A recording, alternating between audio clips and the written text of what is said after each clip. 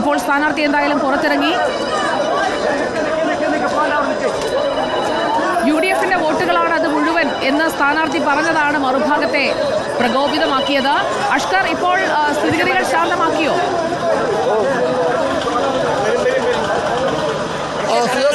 ശാന്തമായി എന്ന് പറയാൻ കഴിയില്ല.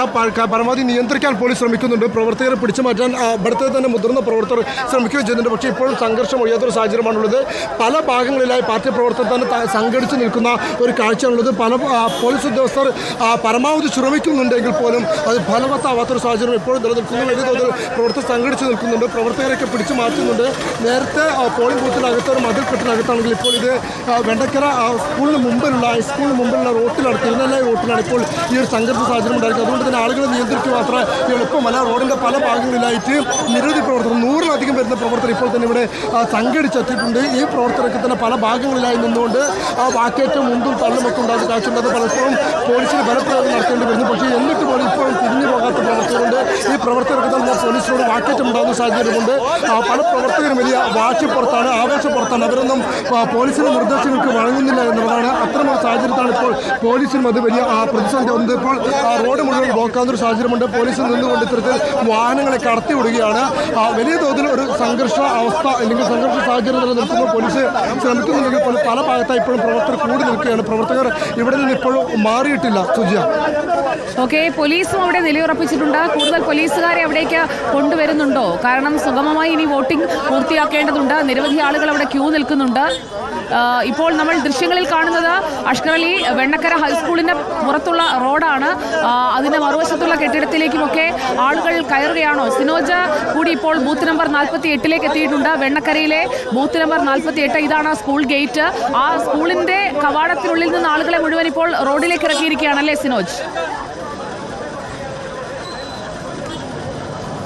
സുജ, തീർച്ചയായിട്ടും സൂപ്പർ ഫൈസ് ക്യാമറ ഇവിടേക്ക് തിരിച്ചാൽ കാണാം. സ്കൂൾ ഗേറ്റിൻ്റെ ഇവിടേക്ക് തിരിച്ചാൽ കാണാം. ഇതാണ് ഗേറ്റ്. പോലീസ് വോട്ട് ചെയ്ത് എല്ലാവരും പുറത്തേക്ക് മാറ്റുകയാണ്. വോട്ടില്ലാത്തവരെല്ലാവരും തന്നെ ഇവിടെ നിന്ന് പിരിഞ്ഞു പോകണമെന്ന് പോലീസ് പറയുന്നു. ഈ സംഘർഷാവസ്ഥ പോലീസ് കൂടുതൽ സേന എത്തിച്ച് ഒഴിവാക്കിയാണ്. സ്ഥാനാർത്ഥി രാഹുൽ മാങ്കൂട്ടത്തിൽ പുറത്തുനിന്ന് മാധ്യമങ്ങളെ കാണുകയും ചെയ്യുന്നുണ്ട്. വോട്ട് ചെയ്തോ? വോട്ട് ചെയ്യാൻ വിട്ടില്ലേ? വിരലെ കാണിച്ചേ? ചെയ്തില്ല. പോലീസിനോട് പറഞ്ഞാൽ പോലീസ് സഹായിക്കും. അത് ഗൗരവത്തിലെടുക്കണ്ട. ഒരാൾ വന്ന് വോട്ട് ചെയ്യാൻ സമ്മതിച്ചില്ല എന്ന് പറഞ്ഞ് പുറത്തേക്ക് പോകുന്നുണ്ട്. പോലീസ് വോട്ട് ചെയ്യാനുള്ള സൗകര്യം ചെയ്ത് കൊടുക്കുന്നതായിരിക്കും. പോലീസ് ഇപ്പോൾ ആളുകളൊക്കെ തന്നെ ബലം പ്രയോഗിച്ച് നീക്കുന്നതാണ് ദൃശ്യങ്ങൾ കണ്ടുകൊണ്ടിരിക്കുന്നത്. നിരവധി ആളുകൾ റോഡിൽ നിൽക്കുന്നു. വലിയ ഗതാഗത കുരുക്ക് ഈ ബൂത്തിൻ്റെ പുറത്തുണ്ട്. കൂടുതൽ പോലീസ് സേന എത്തി ആളുകളെ ബലം പ്രയോഗിച്ച് നീക്കുകയാണ്. വോട്ട് ചെയ്തവർ ഇവിടെ നിന്ന് പിരിഞ്ഞു പോകണം. വോട്ട് ചെയ്യാനുള്ളവർ അകത്തേക്ക് പോകണമെന്ന് നിർദ്ദേശം നൽകി. സ്കൂൾ ഗേറ്റിന് അടുത്തുൾപ്പെടെ പോലീസ് വലിയ സുരക്ഷ ഒരുക്കിയിരിക്കുന്നു. പോലീസും ഈ പ്രവർത്തനം തമ്മിൽ ചെറിയ വാക്കേറ്റവും ഉന്തും തള്ളും നമുക്കിവിടെ കാണാം. മറുവശത്ത് മാധ്യമപ്രവർത്തകരെ കണ്ട ശേഷം രാഹുൽ മാങ്കൂട്ടത്തിൽ സ്ഥാനാർത്ഥി മടങ്ങിപ്പോവുകയാണ്. അവിടെയും വലിയ രീതിയിലുള്ള മുദ്രാവാക്യങ്ങളുണ്ട്. BJP പ്രവർത്തകർ ഉൾപ്പെടെ വലിയ മുദ്രാവാക്യം വിളിച്ച് പോലീസുമായി തട്ടിക്കയറുകയാണ്. പോലീസ് ബലം പ്രയോഗിച്ച് അവരെ ശാന്തരാക്കി തിരികെ കൊണ്ടുപോകാനാണ് നോക്കുന്നത്. നമ്മൾ ഈ ഘട്ടത്തിൽ അവരുടെ പ്രതികരണം എടുക്കാൻ ശ്രമിക്കുന്നില്ല. കാരണം പ്രതികരണം എടുക്കാൻ ശ്രമിച്ചാൽ കൂടുതൽ പ്രകോപനം ഉണ്ടാകാൻ സാധ്യതയുണ്ട്. അത് എനിക്കൊന്ന് ബൂത്തിൻ്റെ ഏജൻ്റാണെന്ന് തോന്നുന്നു. അദ്ദേഹം അകത്തേക്ക് കയറുന്നുണ്ട്. അദ്ദേഹം അകത്തേക്ക് പോലീസ് പറഞ്ഞു വിട്ടിട്ടുണ്ട്. ഏജൻ്റായിരിക്കുമെന്ന് കരുതുന്നു. അദ്ദേഹം അകത്തേക്ക് പോയിട്ടുണ്ട്. കൂടുതൽ ആളുകളെ അകത്തേക്ക് പോലീസ് കടത്തി വിടുന്നില്ല. വോട്ട് ചെയ്തവരൊക്കെ തന്നെ പുറത്തേക്ക് പോലീസ് വിടുന്നു. റോഡ് ക്ലിയർ ചെയ്യുകയാണ്. വലിയൊരു സംഘർഷാവസ്ഥ നിലവിലുണ്ടായിരുന്നു. പെട്ടെന്ന് തന്നെ കൂടുതൽ പോലീസ് സേന ഇവിടെ എത്തിച്ചുകൊണ്ട് 48-ാം നമ്പർ ബൂത്തിലാണ് സംഭവം നടക്കുന്നത്.